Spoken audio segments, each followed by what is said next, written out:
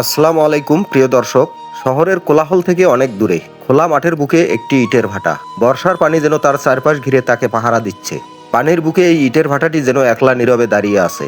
চারিদিকে অথই জলরাশি, আকাশ জুড়ে মেঘের ছায়া, আর প্রকৃতি জুড়ে এক অদ্ভুত নীরবতা। নেই কোনো তারা, নেই আগুনের উত্তাপ, নেই শ্রমিকদের ব্যস্ত পদচারণা। মাত্র কয়েক মাস আগেও এই জায়গাটা ছিল হাজারো মানুষের কর্মব্যস্ততায় ভরা। শ্রমিকের কাদামাখা হাত, ইট সাজানোর দৃশ্য আর চিমনির কালো ধোঁয়ায় মুখর ছিল চারিপাশ। আজ সেখানে শুধু বাতাসের দীর্ঘশ্বাস। বৃষ্টির প্রতিটি ফোঁটা যেন এই শূন্যতাকে আরো গভীর করে তোলে। যেই চিমনি দিয়ে একসময় ধোঁয়া উড়ে যেত আকাশের দিকে, আজ সে আকাশের কান্না গায়ে মেখে নীরবে দাঁড়িয়ে আছে। তবে এই নীরবতা কোনো পরাজয় নয়, এটি নতুন করে বেঁচে ওঠার প্রস্তুতি। এখন যেদিকে তাকানো যায় শুধু শান্ত পানির খেলা। দেখে বোঝার উপায় নেই এই পানির নিচে লুকিয়ে আছে হাজারো মানুষের জীবিকার গল্প।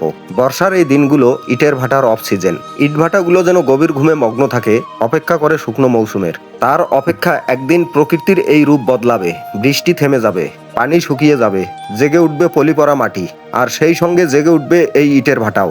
এই নীরব মাঠ আবার মুখরিত হয়ে উঠবে হাজারো মানুষের পদচারণায়। শুরু হবে মাটি কাটা, কাদা তৈরি, ডাইসে ইটের আকার দেওয়া, রোদে শুকানো আর আগুনে পোড়ানোর মহাযজ্ঞ।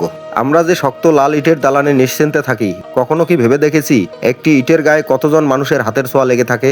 নরম কাদামাটি যখন ডাইসে পড়ে নিখুঁত ইটের আকার নেয়, তখন তার পেছনে লুকিয়ে থাকে একজন শ্রমিকের দক্ষতা। দিন ও রাতের কঠোর পরিশ্রমে কাঁচামাটি পুড়ে টকটকে লাল ইটের রূপ নেয়। প্রতিটি ইটের ভাঁজে ভাঁজে মিশে থাকে শ্রমিকের ঘাম, কষ্ট আর জীবনের গল্প।